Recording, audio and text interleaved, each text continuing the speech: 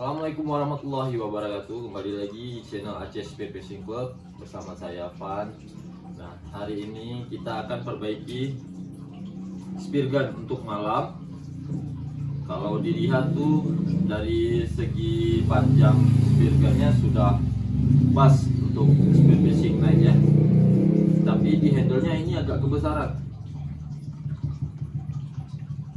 Nah, kalau spear gun menurut saya kita memakainya yang lebih nyaman ya, karena di air itu perlu kenyamanan. Jadi kita akan mengecilkan sedikit, dikecilkan bagian handle-nya. Nah, spear gun-nya contohnya seperti ini. Nanti akan kita potong, udah digaris.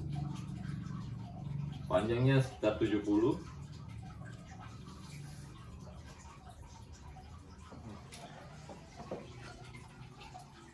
Nah, ini tampilan sebelum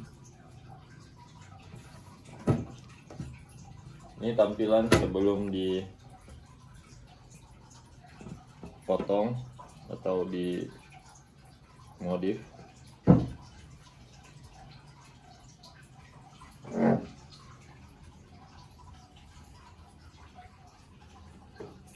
Nah, untuk bahannya apa-apa saja itu kita udah mempersiapkan 1 unit gerinda dan ada juga kertas pasirnya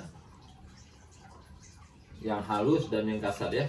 Mulai dari bagian untuk kertas yang dipakai itu mata gerinda untuk potong, kita potong dulu ininya. Baik, langsung saja kita mulai ya.